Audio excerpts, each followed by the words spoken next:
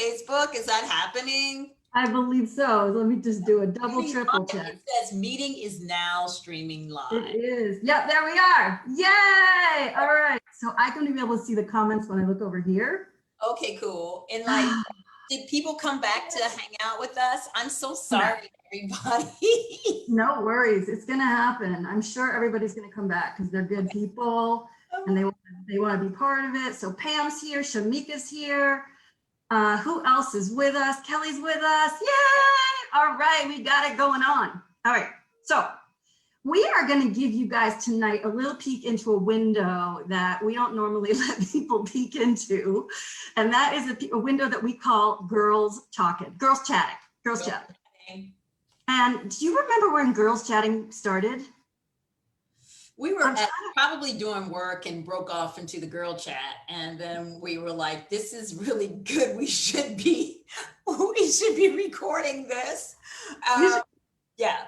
We should be making a show out of the fact that we just chat. So for those of you who do not know, Verna and I have known each other now for, gosh, almost 14 years, I think it's been.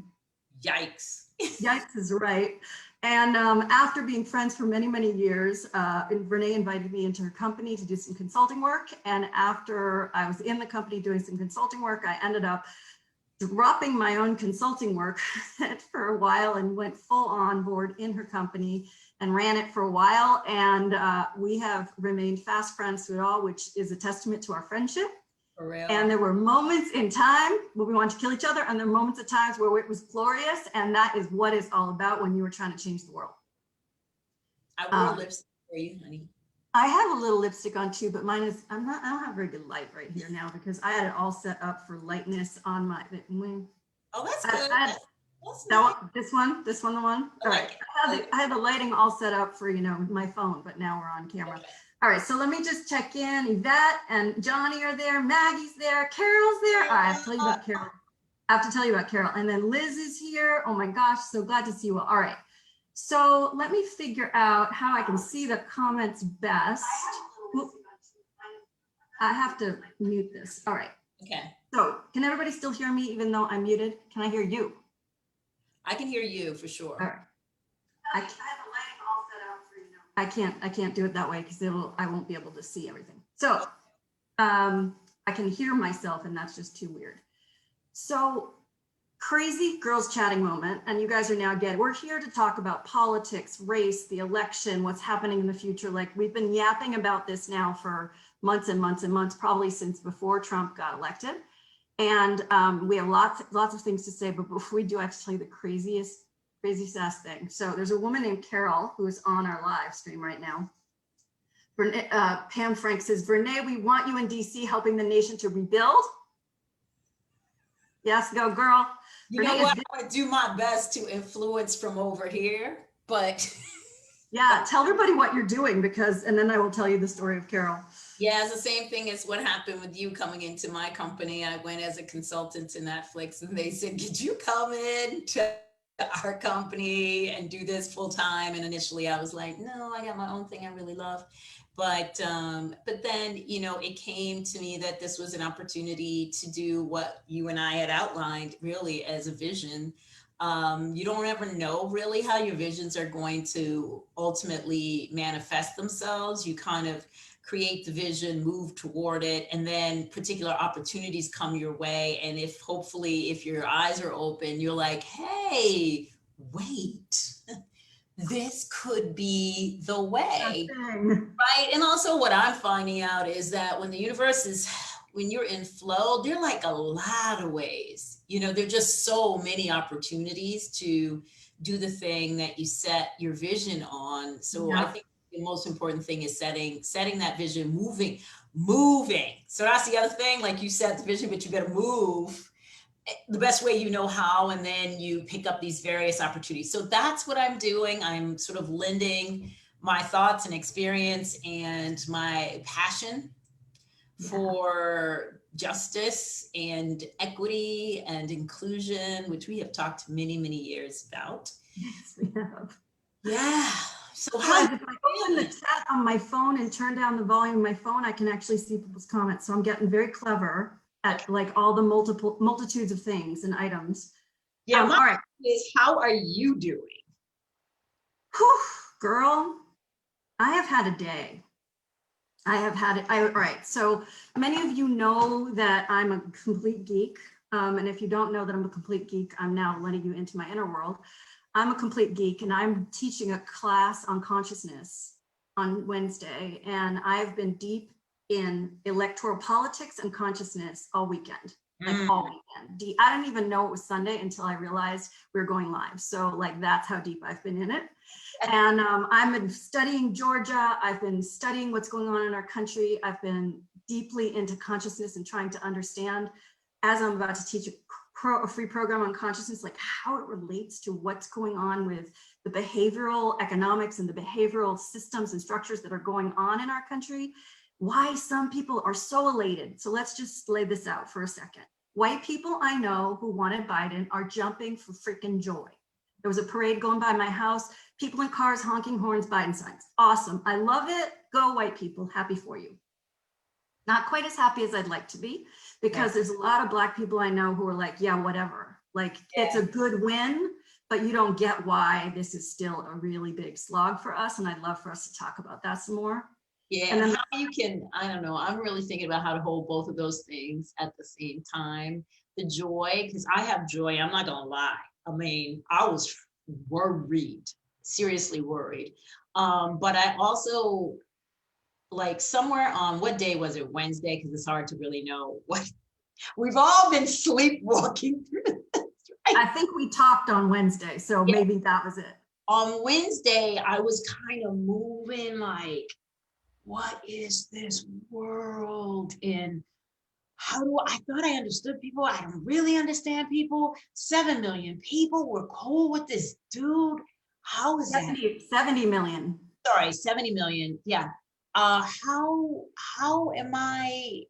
do I not understand what they feel? That's for me. Like, and then I was also super suspicious. Like, I walked outside and I was going to Starbucks. Everybody who knows me knows that that's like my idea of a great day. You know, I'm gonna go get some English breakfast tea with special hot water, I swear.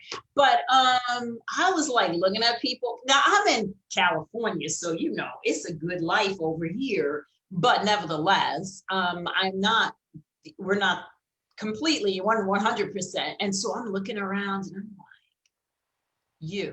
did you vote for him? Right, because I'm now suspicious, because 70 million, that's a lot of people. That's a lot of people. That's your neighbors, that's your friends, that's the people who, you know what I'm saying? And like little by little, you get these phone calls and people are like, oh yeah, well, I played the stock market, whatever.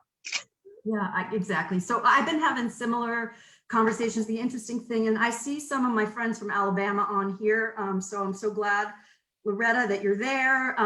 For those of you who don't know, one of the reasons I left Verna's company is before she went to Netflix is because I turned to her the day after the election in 2016. And I said to her, honey, I am this white, female, Jewish, Ivy League educated CEO of diversity and inclusion company, and I know nothing about these white people in America. And how do you feel about me going and visiting some red states? And she said, it's a great idea. And I went and started crowdfunding. I crowdfunded about 35 grand and I hired a film crew, and I ended up in this tiny little rural county in Alabama. And I went back and forth and back and forth and back and forth. And I see some people on here from that county, which makes me so happy. I will also tell you that I have gotten some really nasty notes from people in that county over this past week. Are we as nasty? That's what I'm trying to figure out. Like, are we as nasty as some of the other folks? Because the thing is, like, say we didn't win. I don't think I would start being nasty. I don't think I would just be like, I might inside be upset and angry, but I wouldn't be like threatening violence against other people. Now, maybe we got folks on our side doing the same thing. I don't know. But by the way, is Loretta that lovely lady who was like really sweet to you and was really hospitable? Made the biscuits. Did the whole biscuit thing with her. Yeah, she's awesome. But yes. Loretta, we're talking about you, girl. So one was just like, I was suspicious of other people. Two, I was afraid because I was like, these are the people who will hurt you. They will hurt you. They will get guns. They will get torches. They will Girl, did I tell you what my theory? Like, if we end up in a civil war, all the blue states are going to be dead because we don't have guns. We're like these peaceniks. We're like, oh hey, yeah, but some of my friends, everybody, let's go have a kumbaya circle, and like they all got the guns. Now, here's the thing: there's nothing wrong with. Well, I don't believe in guns. I'm not a gun person, but like, you want to own a gun, it's your Second Amendment right. I get it. Please don't have an assault rifle. But if we go to war, like if there's a civil war, we're all dead. I got nothing to protect myself.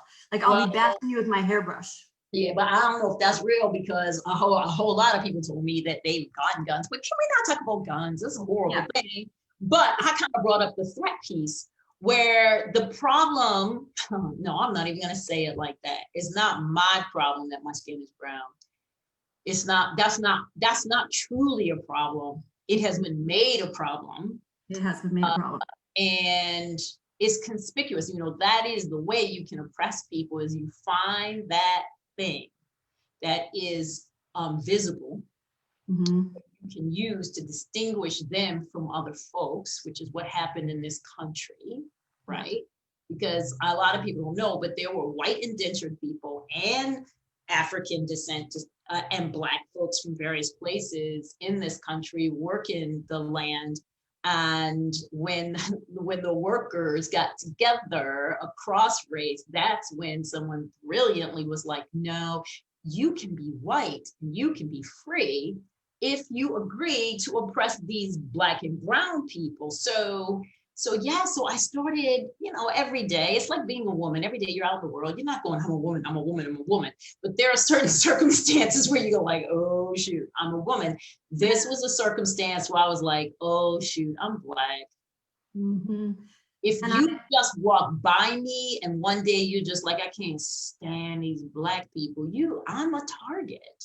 Yeah, and that scares me for you. And I'm glad you're in a predominantly blue place, but it doesn't take the threat away at all. And it only, I mean, it's all here. And having said that, like we got to the weekend where so many other things changed in my sense of like well-being, not completely, but definitely. And then we were in West Hollywood and we were outside getting food and there was this parade. And it was just so exciting. And then the thing I loved is the flag. I'm like, we got the flag back, you know, because everybody was like draped in the flag. And I was like, yes, this is our flag too. You can't take our flag from us. And at the same time, because, you know, I'm running all these other scenarios. I'm like, this country has a lot of problems and we need to fix it. Like my country, and it has been really hard for Black people in this country. So when people like, oh, let's take it back to the civility we used to have, I'm kind of like, okay, I don't think we want to go back. No, I don't either. I know what they mean. I know what they mean, but we got to do better. I want to check in on our comments and then I want to come back. So Liz says, it saddened me that 55% of white women voted for Trump. We have so much to work to do. Vicky says civil rights movement. Maggie says 70 million people who didn't seem to care about the 235 dead from COVID or the 545 children separated from their parents. Loretta is smiling because we're talking about her. Kelly says, I'm looking at people in my world and I'm asking what the heck out loud. People are so angry. Jenny says, exactly. I've been crushed and worried, but not nasty. Nikki says, no human rights. Melanie's here. She gives us prayer signs. Loretta says, have you met with any Q people, meaning QAnon? So curious. That's an interesting question, Loretta. Danny says, hello. Liz is, thank God I live in Michigan, only one border protect. I actually had that thought. Oof. Karen says, there won't be a civil war. Our government is completely militarized unless someone like a madman like Trump facilitated something like that. Well, that was my concern. So that you understand, Karen. Loretta says, Georgia was formed by indentured immigrants. And actually, if you read the book White Trash, you'll learn a lot about that topic. So here's the thing, guys. We have a lot of comments, and I'm going to try to get them all, but I want to invite you in because this is what Verna and I call girls chatting. So for those of you who weren't here from the very beginning, we do this every few days. We get on the phone together or FaceTime, and we're like, blah, blah, blah, this is what I'm feeling about the world. And we thought this is such an important topic that we wanted to let you all into what we're talking about.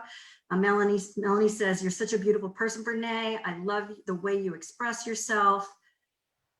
Karen says, Republicans think they have a monopoly of God, flag, and country and family. That's a big deal. Amy says, I've not seen the racism budging one bit for decades. It seems to morph into another manifestation. Brooke says, thanks for the conversation. We need more of this. All right, so. I love that you did that.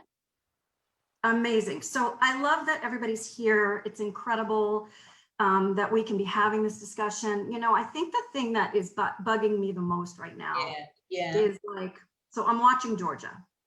I'm watching the Senate. So the Senate is currently equal. And Biden is really good at working across the aisle. He has a history of it. He did that as vice president. This is a good sign for our country, right?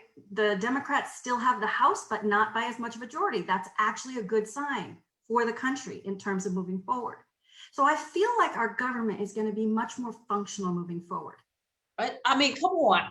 How could it not be? Right? It's been so freaking dysfunctional for the last 4 years. It's like, it's so like when you see Biden, you're like, oh yeah, that's what a president is. That's what a president does. That's how a president brings me. I mean, it's just like we've been missing just basic common decency. Yeah. And people can explain that away because they want to pay fewer taxes. Okay, that's the elite folk, right? That's the elite folks, yeah. Then there are the folk who think they're going to be taxed, but they're not going to be because you got to make a certain amount of money. Then there are the people who are devastated by their economic situation. Mm-hmm. And they feel somehow that this man who clearly only cares about himself is someone they could actually depend on. Okay, so I got to jump in here because this is something I heard Chris Cuomo say the other day. Yes. I was driving home from New York and he was doing like an open mic on Sirius XM on POTUS Radio. And he was like, this guy calls in, he's from Kentucky. And Chris is like, all right, tell me which candidate you're for and why. And so this guy says, well, I'm for Trump because he was selected by God. And Chris Cuomo's like, well, I mean, I can't argue with what you and God have a relationship about. Like, that's not mine to make decisions about. But like, what is it you like about him? And so this guy says, well, you know, all these generals came forward in 2015 and selected Trump to run for president because they were backing him. And Chris Cuomo was like, whoa, this is not true. I don't know what information you're getting now. I just have to say for the record, I equally watch Fox, CNN, MSNBC. You're good at that. I tune into Breitbart, like I tune into NPR, like I make sure I see the whole spectrum of things. I'm a politics junkie, is done.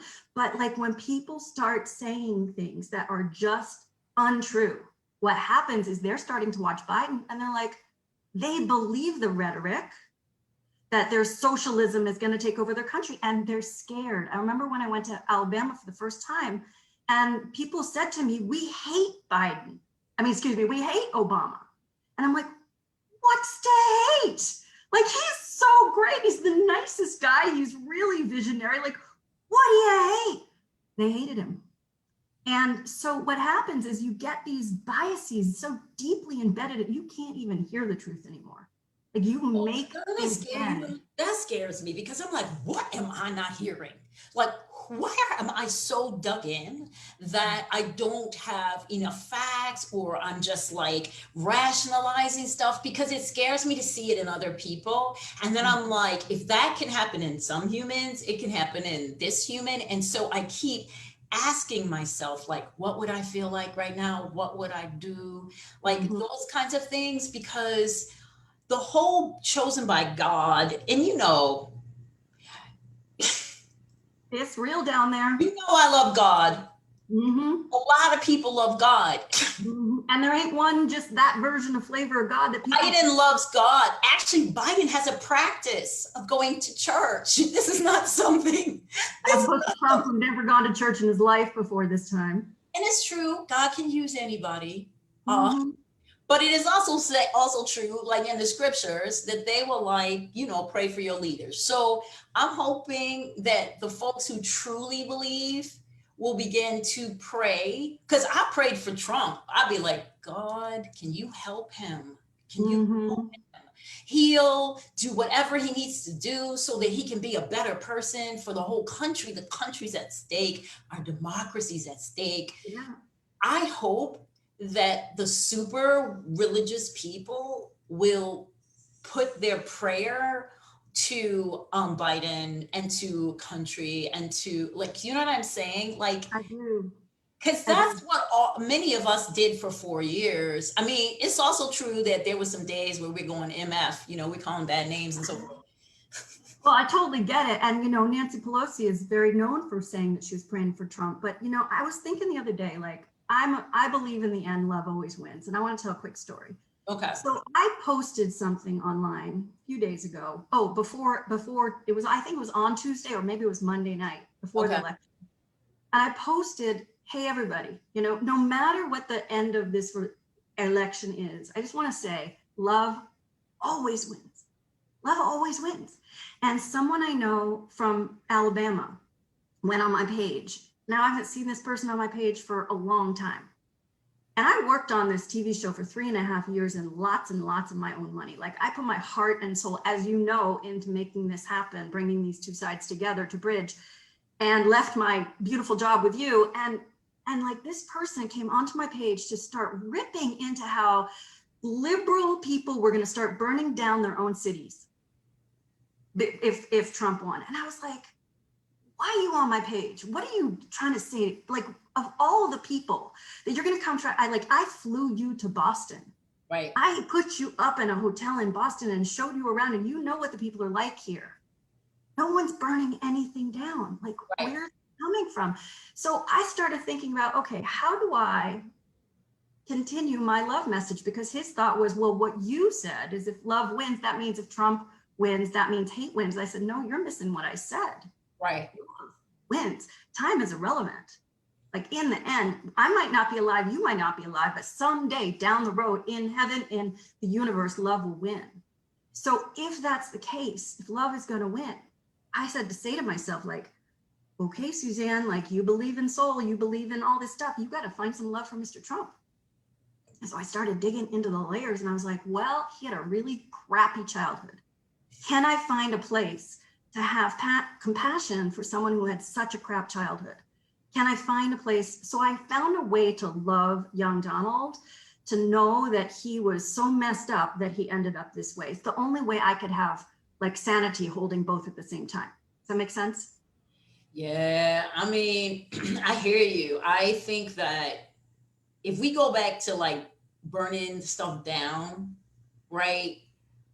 On some level, I know what this person is saying. This person is saying that there may be a perfectly reasonable response from a group of people who are like, if this is my country, I want no part of it. Mm-hmm. And all this worshiping of property, because that's the other thing that bugs the hell out of me. Mm-hmm. Like, oh, he hit a car, they burned a building. You're like, you're burning people.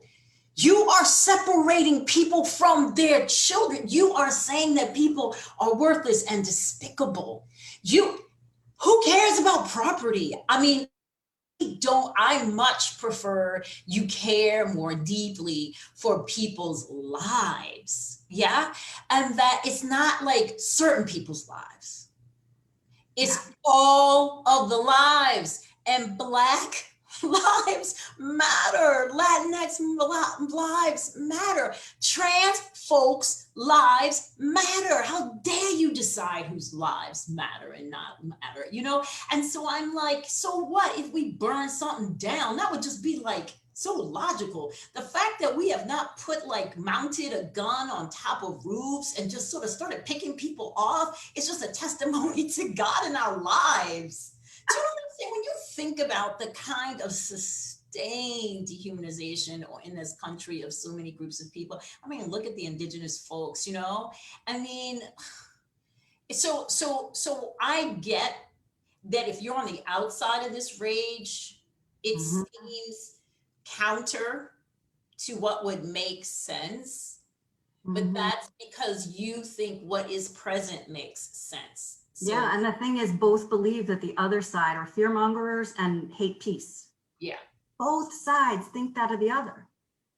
And it's crazy to me because I see a lot of peaceful protests that are, you know, injected with furious groups that are paid to go there and stir up them up. And then you hear people saying, oh, those, you know, Democrats are burning up cities and looting stores, and that's not American, and that's not okay. And I'm like, they didn't do it. Right. But First of all, yeah. And also, here's the thing, because, you know, we were, I was talking to Resma Menikin today. On my son. Play of that. So Verna does this thing, for those of you who want to know, called Sundays with Verna. You should tune in. It's amazing. How do you get the replay, Verna? It should be on it'll be on all my socials pretty soon. So at Verna Myers on Twitter or on Instagram, and then on Facebook, we'll put up the conversation. But, you know, Resma does a lot on racialized trauma and how we heal. And one of the things that he and I talked about is, he said, you know, we're so quick to go to unity. Biden is doing what he has to do, but it's hard to heal or to be unified until people apologize, acknowledge what has happened, and then apologize. There's no healing. Well, I'm not going to say that, because some of us have figured out how to heal without apology, but in our country, and the reason why I bring it up is the history of the towns that have been burned down of Black folks, and just because the Black folks were not in their place, they were getting out of their place. The ways in which so many efforts to make progress on behalf of Black people have been stunted, intentionally excluded, redlining, housing discrimination. And a lot of people have no idea about this. So everything seems illogical to them. Yeah. All right. So this is so important. So important, you know? So a lot of people are asking, like, all right. So a lot of people, knowing I'm a politics junkie, came to me and they're like, Suzanne, what happened to the blue wave? And I was like, there was never going to be a blue wave. There's a lot of people in the bubble of blue that are still really surprised that this country is as divided as it is. So we have to figure out how to have the conversation about the divide in our country electorally and politically as it pertains to what's happening to Black people and systemic racism and the belief or disbelief in that topic. Now, in general, people who are conservative don't believe systemic racism exists.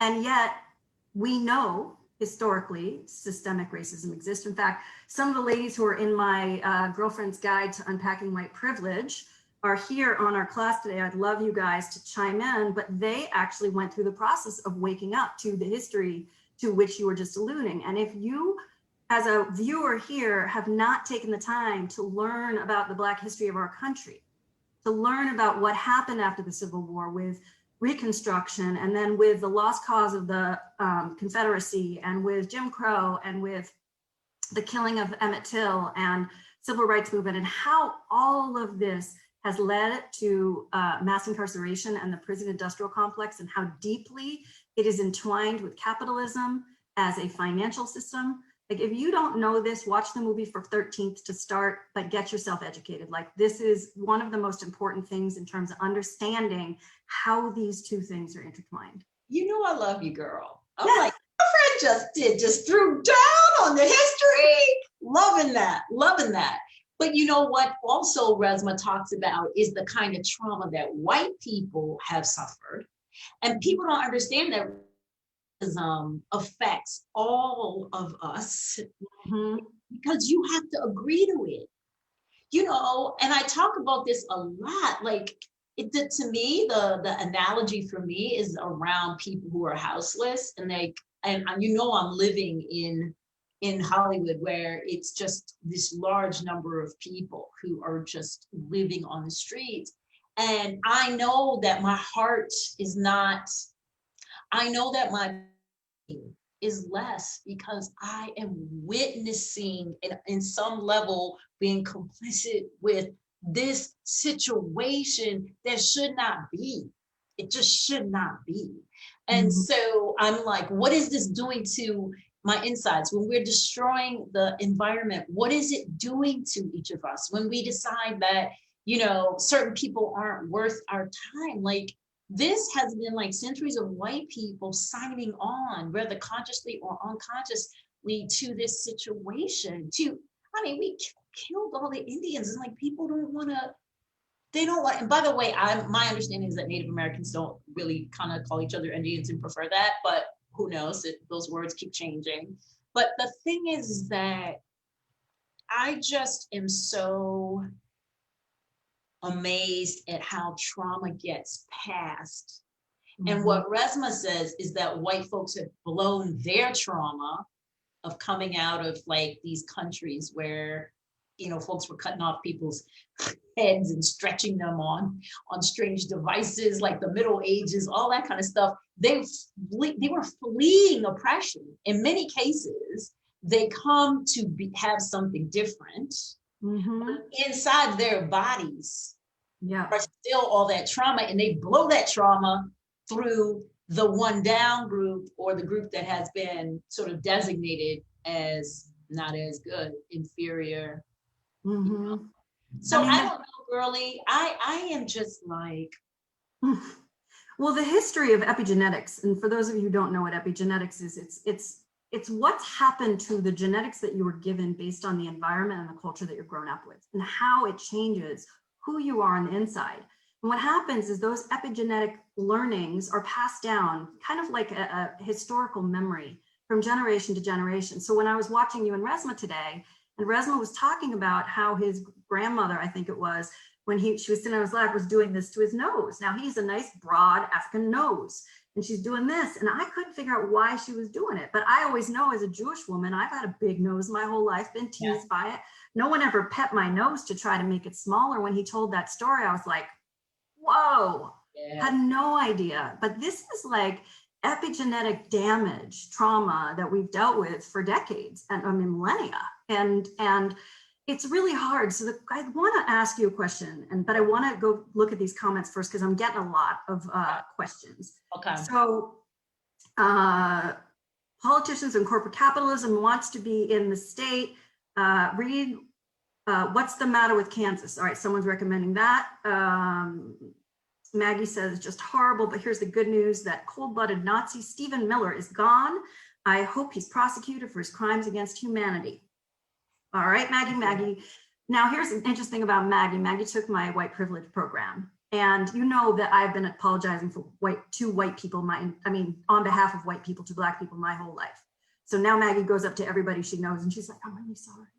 I'm really sorry. And I'm like, okay, got to pull it back just a little bit. Make sure you're okay about doing this. It's hard, right? Because you start to get woke as a white person, and you start understanding that we've been living in this matrix reality where like capitalism and consumerism is everything, and that there used to be an economic system that was called slavery that was much easier for people. You could be much richer if you had free labor, right? So why wouldn't you want to keep that system instead of what we have now? So we've got this consumer culture that doesn't understand there's still slavery going on in the world, whether it's in Far East Asia and it's kids making your sneakers, or it's in jails where, every company in this country is like having stuff made from prisoners that's coming to market cheaper to you because it's made from prison labor.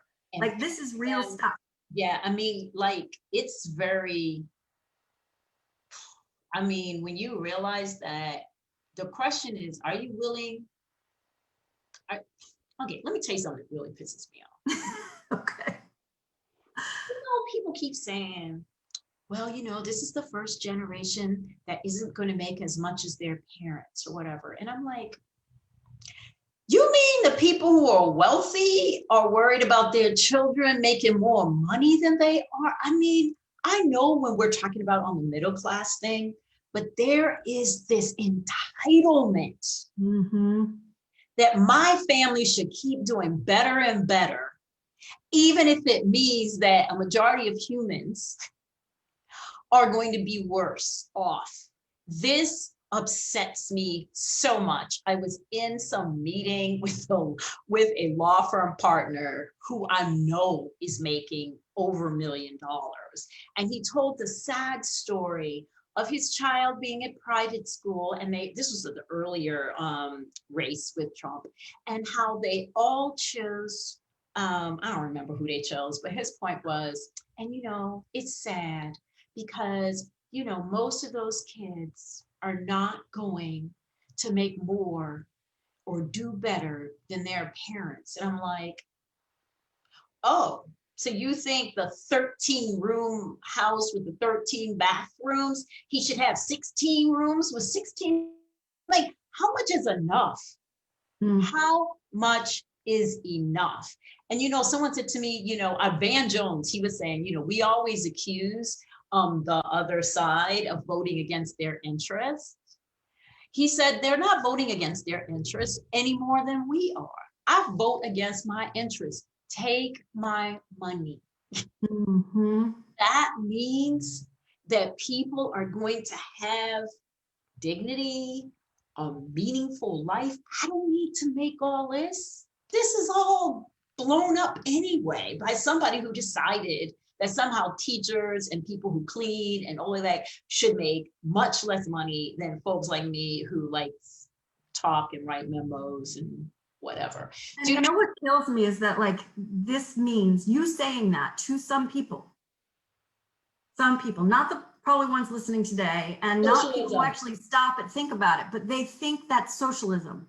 Yeah, and you know what? I used to play Monopoly with my family, and they would be like, and I would be trying to get cooperatives going with the women at the table. And Michael, my ex, he used to be like, that is not what Monopoly is about. I love it. Well, it's, this is the problem is people think that if you want good for other people, that you must be a socialist. And yeah. And if they only understood, there are some things that it's the government's job to make sure that people have a certain, I think, standard of living, and to acknowledge the ways in which things have not been equitable, and to be part of creating justice. To me, that, if you want to go back to the Bible, this is what God requires of us, to show mercy. Yeah. Right? And to walk humbly with our God. And it also really is about caring for others better than yourself, esteeming others better than yourself. It doesn't have to be socialist to be unconditional about your love for human beings, and I'm not mad even at socialism. I know one thing: we need something better than what we got right now, because capitalism has run amok. We lack education, so it makes it almost impossible. We don't participate, although apparently when we do, we still lack a lot of education, and it makes it very hard for capitalism to work in a way that is, that isn't about people taking advantage of inequity and just greed in the accumulation of wealth. And, all of that is wrong. It's bad. It's bad for all of us. I mean, the problem is greed. If you actually go back and study Marxism, or you study Adam Smith, the whole concept of capitalism was that it was about free markets. It was about supply and demand. And by the way, that still works. Yeah. If you just go for supply and demand without profit, supply and demand works. The problem is when the profits went from being able to continue running the company to profits being outsized, to profits being greedy, to profits being obnoxious. So you have these like CEOs of companies who are getting, you know, 3, 4, 5 million, $10 million a year, and people who are cleaning their hallways who are getting $12.50 an hour. And Right. you're like, this does not make sense, because, and then you have people who are teaching your children, even if you're getting $10 million a year, the kids are being taught by someone who's getting $24,000 a year. Yeah. And we can't make sense of the fact that if we just invested more in education and paid teachers higher, that the quality of teachers would rise, that the people coming through this system would have a better chance at opportunity. And then we could actually start peeling back the layers of the systems that are broken, that are stopping people from getting ahead. Like I think about 1980, the year that, if I were to say there's a year in my life that pissed me off more than any other year, you know, I'm gonna say? Which one was that? What was happening? I don't remember. Reagan was voted in. Yeah. And what happened, for those of you who don't know, when Reagan was voted in, is that he brought in a whole new era of what small government means. And what he did is he basically got rid of a lot of social services that the government used to supply. And in doing that, it meant the nonprofit sector all of a sudden had to become a thing.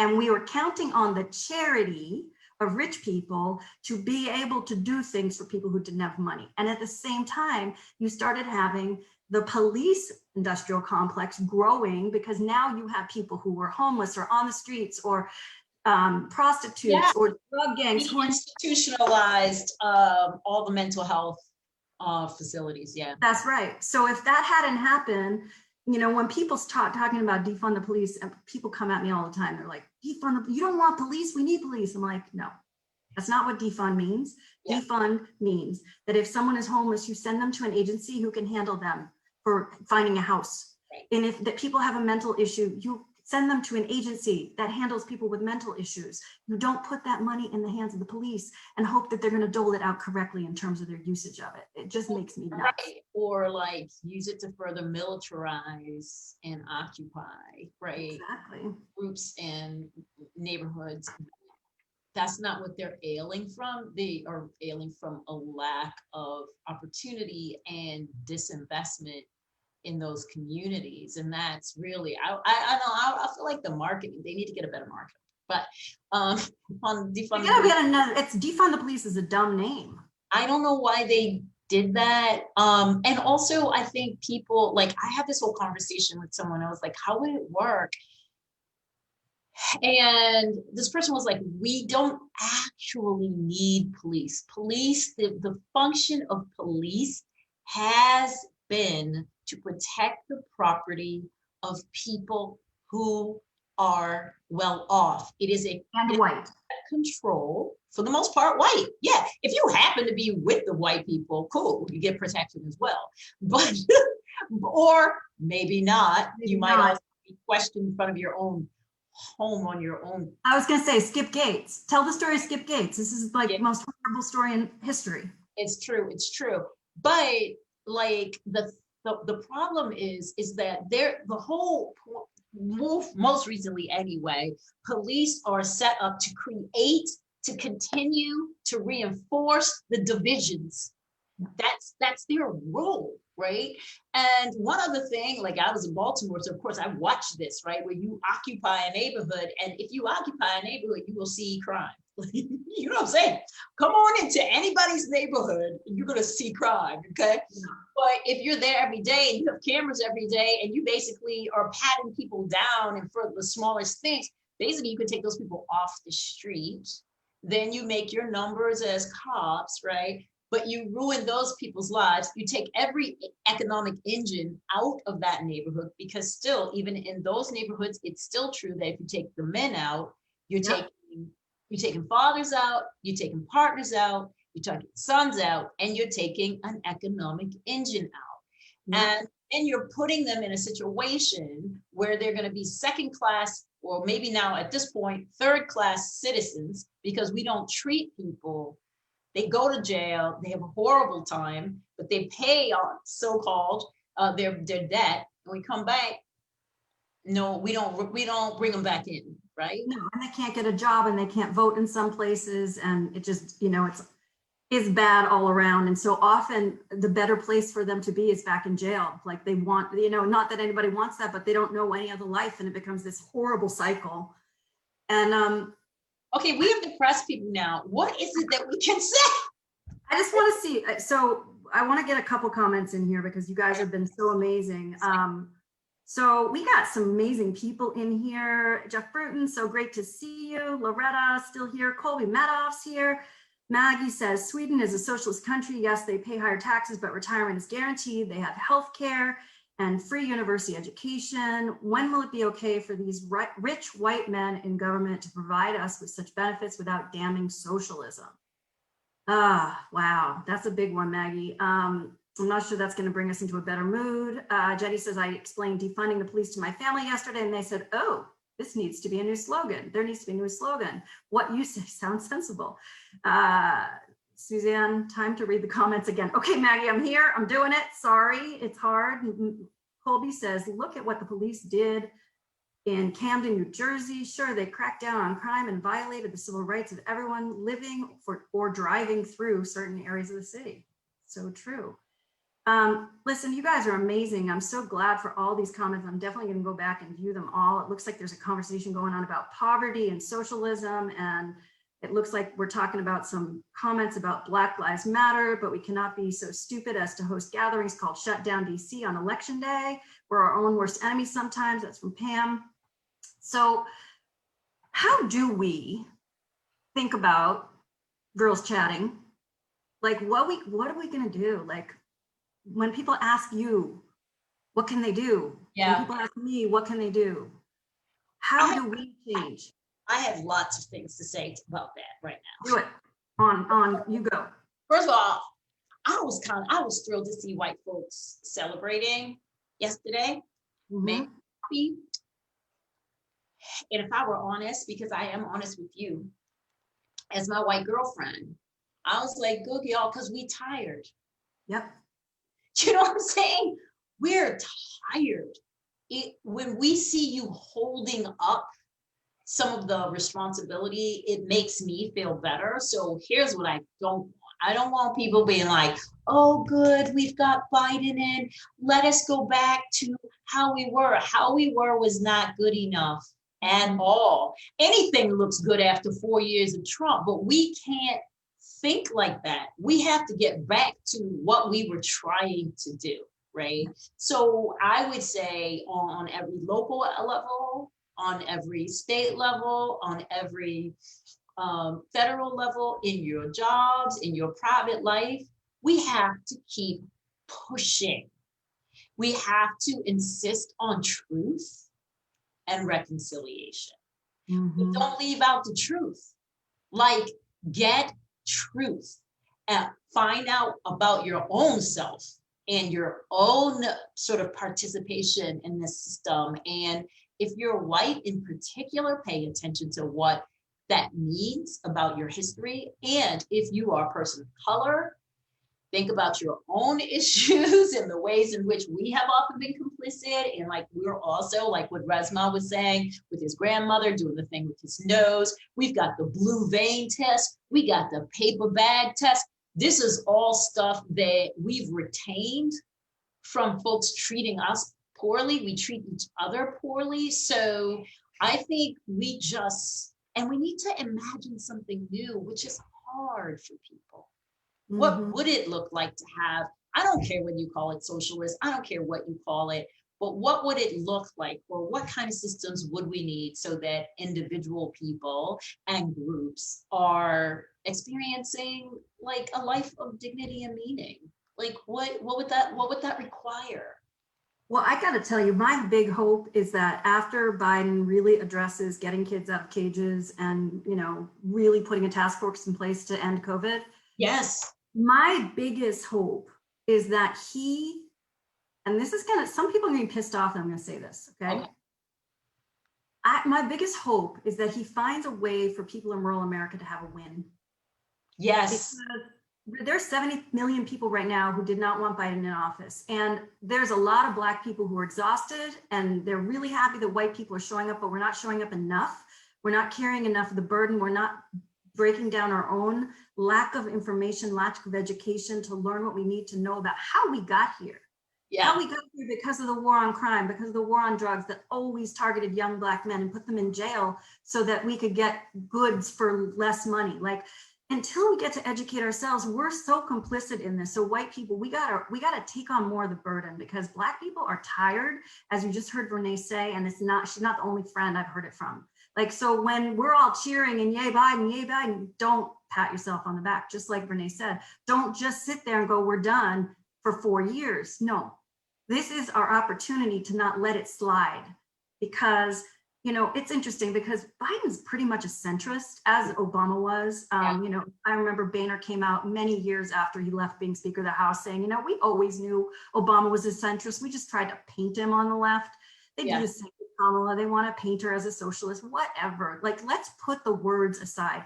What I really hope is that white people keep working, keep educating themselves, start writing letters, start getting involved in the things that you take as your everyday, I don't have to pay attention in my little perfect suburb, right? Because if you don't have people in your life that are of color, it means you're not living in a world, you're living in a bubble. And then what I hope Biden does is take some time and he gets these rural wins, because if you show people in rural America that you're guaranteeing them a job, you're guaranteeing them a decent income, however you get there, they will stop believing in a charlatan who said they would have things that they never end up getting. Yeah, thank you. I mean, one of the things that I'm also feeling like is I'm also picking my fingernail polish off. I'm so sorry. Is that because it's a stressful conversation? I'm sorry. Well, no, because also with COVID, you don't really get in LA. It's hard to get your nails done. These pants make my butt look big. Exactly. But this is part of girls talking. We just go off on tangents. But the thing is also, I agree with you, like there are people in pain. And I care a lot more about them than the folks who are just trying to make more money. Me too. I feel like I totally, and I get that there's some cultural disagreements about things. I understand that people don't like that certain folks are feeling free around their sexuality. I know that abortion is a big issue. I respect that. I know that people are working up in these factories. They're being treated so poorly. They don't have a lot of opportunity. They don't have hope. You know, the hope that comes with opportunity. Like and the thing is that the rural environment has been so disinvested in by this country, by companies, etc., that that's the folks I care about. I want to see them have a better life. My idea of a better life is not restricted to a certain group of people. Do you know what I'm saying? I do. And I gotta disagree with you on one point though. Go ahead. So Loretta, I want to know your opinion on this since you're on here, but like everything I learned when I've been spending time in Alabama, rural Alabama, people actually have a lot of pride in those jobs. It's not that they don't have hope, they don't want more. That's okay. If they have a job that pays them as much as they desire to make, the idea that they clock in the morning and clock out in the afternoon and they go on and start their lives is very contented. The thing that they are bothered by is when the thing that they're clocking into and clocking out of goes away, like in Lawrence County, Alabama, the paper factory, which made virgin paper, went away because people aren't using virgin paper anymore. They just wanted their job that would allow them to buy a house. That's it. Like there was not this ambition, I wish I could go higher. No, that's not what I said. I said, I want people not to be in pain from the fact that they don't have access to opportunity to have a decent life. And in COVID, they were making people go to work so that corporation, I know people are like, no, so we could all be fed. Okay, whatever. We don't need all the stuff that we think we need. If you're going to force people to go to work against their own best judgment, where you have all that COVID happening in that plant and people don't have a choice. And we have companies where somebody will be this close to retirement and they will get fired without retirement. That's what companies can do. And when companies move out, and they move out because of money, they move out because they're like, well, we can go get this labor somewhere cheaper and whatever. They just close down because no one's using it. Or no one's using it, or there are a whole bunches of reasons, but they don't understand the implications to the folks who made their lives around it, right? So that's where my heart goes out for that, to those folks, because I know that, there's a lot of great stuff about small towns, about being, having a community, about all that. But when everybody's down on their luck, it shouldn't be, that some folks are having so much more than enough and other folks have barely enough or not enough. And so that's where I would like to see Biden invest. And my hope also is just like, here's an example. If you think well about what is happening in COVID, you will know that a whole bunch of people who are bearing the brunt of COVID are some of these folks, so it's like, if you could get like a real leader who like figured this thing out and brought people in, I feel like immediately people would start to say, yeah, I mean, listen, first of all, I didn't understand that you were putting the COVID layer over what we were talking about in manufacturing. So I missed that. So sorry. Yeah. I still think there's a lot of people that don't believe COVID's real.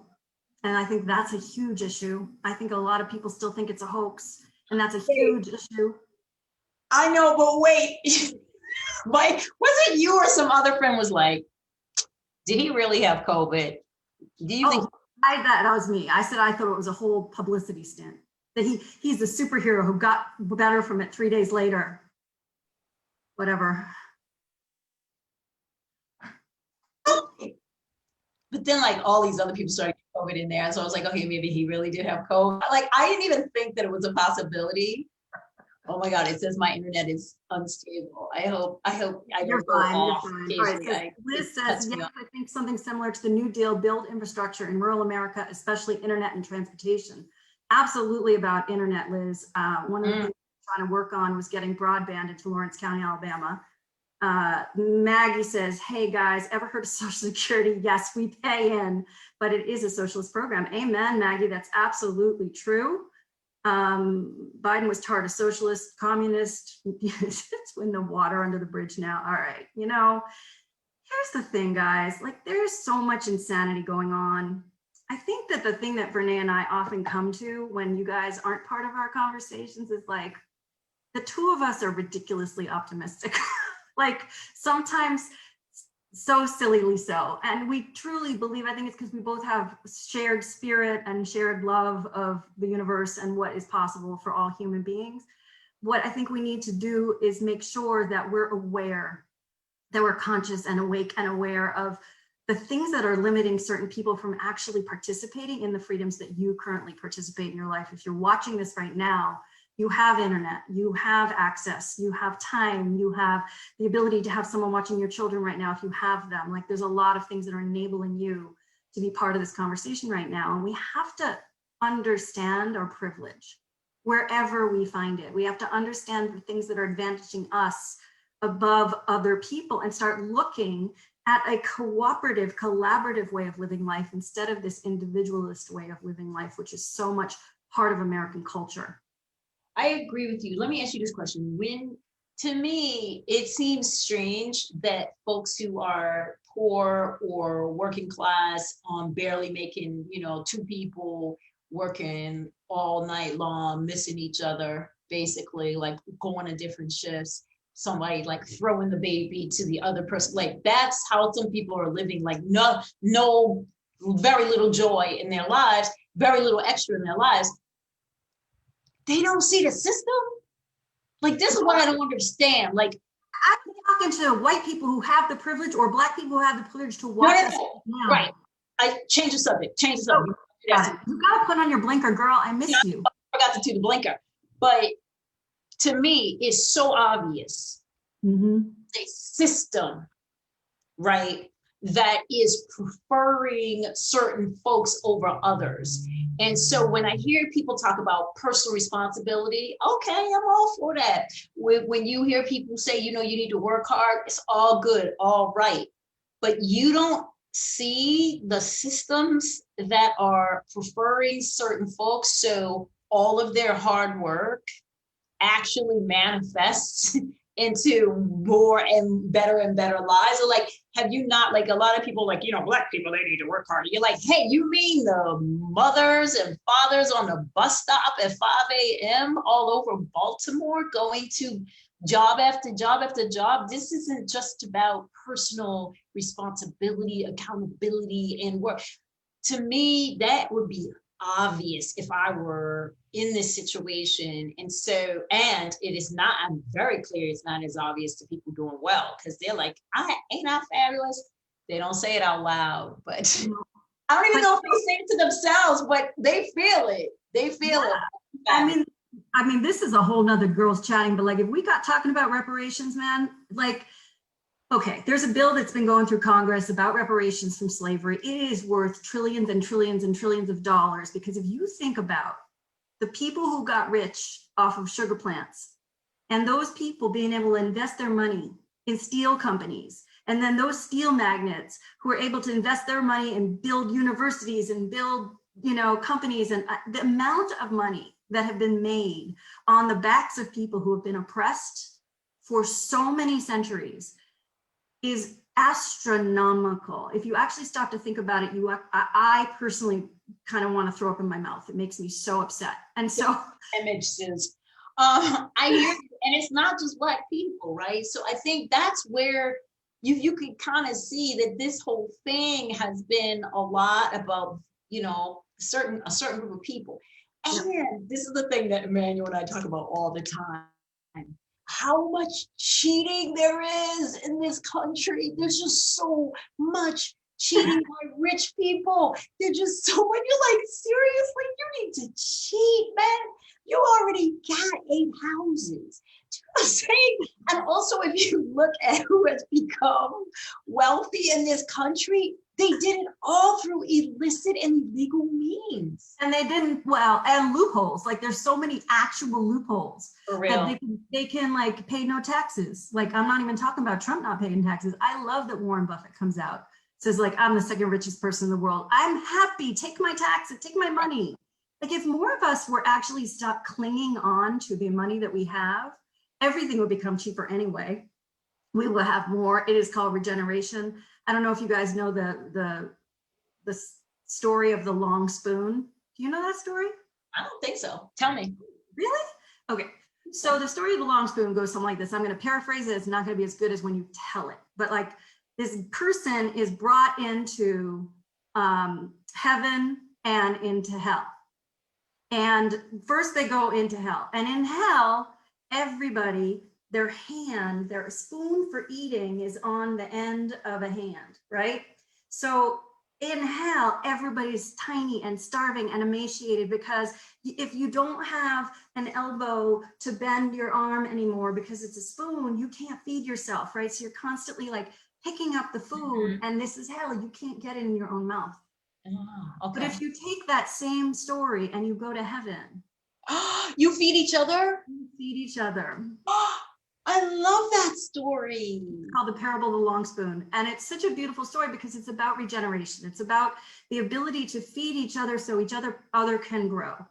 And from there, we actually start having communities that care. We start having states that care. We start having nations that care. We have individuals that care about the other individuals. Like, this is what we've lost. And for me, like, if we could start telling the parable of the long spoon to more and more people, and they understood if they could just feed someone else, how much better off this world would be than just always wanting to feed themselves, like, it would be a better place. And the thing is that we know about this. We know about it. whenever there are like these small communities, they're taking care of each other. These churches, they're taking care of each other. Something burns down, they go help them. We have a disaster, we help each other. It's somehow though we lose it. It's like we catch it and then we lose it. And you know, I can't help but thinking like it's built in to this culture of competition, a culture of like not enoughness, as our favorite Michael Beckwith will say, not enoughness. It's its own word. Yeah. You know, it's, and this is what I've been saying about white culture, and I know people don't appreciate it sometimes, but my feeling is ain't nothing wrong with white culture except that part of the culture is to believe that it's the best culture. Do you know what I'm saying? It's like, yeah, I think there's plenty wrong with white culture. You know, I'm like, competition is not terrible. It's like, you know, we've brought it like, you know, learning, you know, it's fine as long as you're not trying to be the only learner in the room, or you're not trying to master something that's not yours and try to sell it and appropriate. Like, but the fact that built into the culture is a sense of supremacy over all other cultures. And people are like, no, that's not how I feel. I swear, I don't feel that way. Ask yourself truly, who you think, who do you think is, whose voice do you like to hear when you turn on the television? That's a sign of your supremacy. That you think that there is a norm that's the best, and everything else, everybody's either got to try to get with that norm, and if they don't, there is something wrong with them. So true and powerful. I mean, whew, that one's a loaded one. Like, if I start to unpack all of that, like, there's so much about white culture that pisses me off to no end, because I know that I am a product of tons of white privilege. I know it. And, you know, I've been working on rejecting it my whole life, and yet I'm still a product of it. And I think the really difficult thing for white people to get is that white is a culture, and that they're like, well, I don't see it. And I'm like, that's because you're the fish in the water. Yeah. What wouldn't you see? It's because it's everywhere. It is everything you see. Everything you see is white culture, except for if you actually happen to tune into a little Beyonce, or you happen to tune into a little, you know, whoever, P. Diddy, you know. Tell you how to do your thing. Like, you know, that was really great, but I think that, you know, it was a little too forceful when she came out and she had on that, you know, like, can you please make me comfortable with the fact that you're not us, you know? So that kind of pisses me off. And that's mean, because I use that voice, and I don't know whose voice that is. That ain't right. But it's okay. It's girls chatting. But, you know, the other thing is, to me, is like, I want to understand that this doesn't have to be, it doesn't have to be just because it is. Like, what would it mean? And I feel like we could survive it. But what I do know is, if we don't change it, a whole bunch of us will not survive it. People were like, when they were trying to make peace with the results, folks were like, well, you know, if he wins again, you know, we'll survive it. We survived the last time. I'm like, a whole bunch of people didn't survive. Don't you realize that? Like, a whole bunch of people died. A whole bunch of people lost people. A whole bunch of people went to jail. Like, it still maddens me when because I'm in Cali now, everybody's blowing weed everywhere you go. Like, the whole neighborhood smells like weed. And I'm like, the fact that people are incarcerated right now, that their lives are being torn apart because they had some weed. And now there are a whole bunch of, and I will tell you, a whole bunch of white folks, because they were positioned with the cash to take over this weed business and make all this money over the same behavior that had been criminalized and has impacted so much of our communities. I'm just like, how does this happen? It's shameful. And it's the same thing with crack cocaine, right? Because crack was cheaper. It was in the inner city. Cocaine was being smoked in the suburbs. crack crimes were being, you know, persecuted, and coke crimes were like, don't do it again. Yeah. Or Like, people. can I have some? Anyway, listen, we've gone on and on. You guys are so great for staying with us. Listen, this So is. you got some comments? Because then I've got to go eat some chicken because my baby cooked me some chicken. I'm so jealous. I can't wait to be home there. And just like, how many days is it? It's like 15 days. Yeah. All right. Kelly says, caring about others, the foundation of early education, but an idea carefully wiped away a little bit every year after kindergarten. Kelly, that is so powerful. Thank you for sharing that. Liz says, yes, I think this is why Trump supporters are crying fraud so much, because it's harder to claim supremacy when you are in the minority. Interesting, Liz. Thank you for sharing that. White has been made a standard that is everything compared. Vicky says, thank you, Suzanne. It's getting late here in the UK. Good night. Vicky, thank you for being here. You've been a trooper. Maggie says, I have to leave this riveting conversation. Thank you both for making it happen. Absolutely. I hear black voters say it moved me incredibly. We used to pick cotton. Now we're picking presidents. Wow. Carol says, great to be listening to this conversation. Thanks, Carol. I didn't tell a Carol story. Now I'm going to tell it. Then we're going to go. Okay. Carol Bannons is a woman that I don't know, except for now I do, because I hosted something in a group called Women Helping Women Entrepreneurs. And I just asked, who is a mission-driven entrepreneur? Because I'm interested in purpose-driven people. Like, I'm not interested in helping people build widgets. It's not my thing. And she saw me in there asking that question. It blew up. It got tons of comments. It was just an amazing conversation that was going on in there. She writes to me privately and she's like, hey, my name is Carol Bannons. I used to be Carol Bailey. I think we were flatmates in London and St. John's Wood. And in 1986, she and I were flatmates and have not talked since then. Wow. And Carol Bannons, I'm so impressed that you're here. It's so late for you. Thank you. I can't wait to connect with you directly, but this is the power of social media, everybody. The beauty that we can have a conversation like this, that Carol can be in touch with me all these years later, of someone who I have not talked to in 34 years. I mean, it's like, what? Because of a group I was in. So it's amazing. That's awesome. And Suze, here's the other thing. Like, I really, really wish that people would not use social media to spread hate. I think, you know, how can we love people if you're like, oh, they're so stupid, they're so this, there's like, we have just been cruel.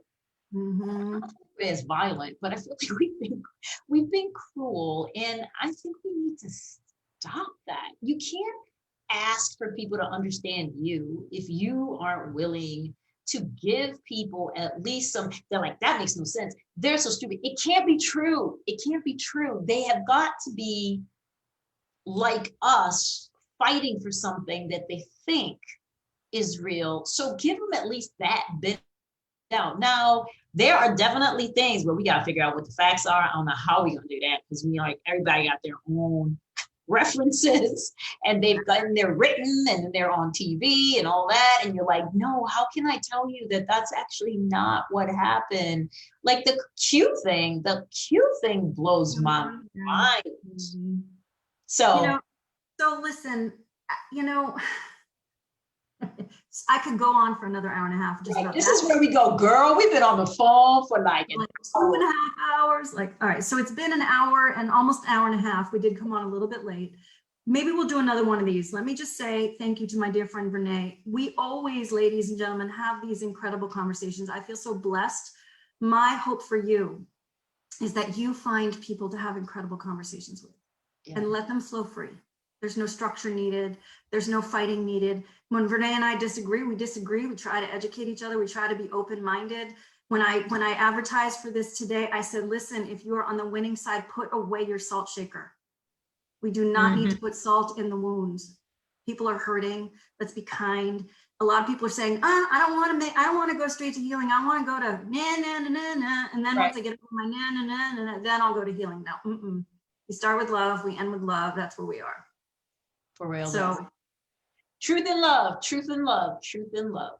Those are good things. Those are really good things. So thank you all for everyone being here. It has been amazing. There's still like 13 people on. So like we started with like 20 something. Thank you all for hanging with us. It has been a great privilege and an honor to have you here. And maybe we'll come back and do it again sometime, because we are just girls chatting. Verna Myers and Suzanne Goldstein. Okay. Out. Oh, Peace and love. thank you, sweetie. Bye.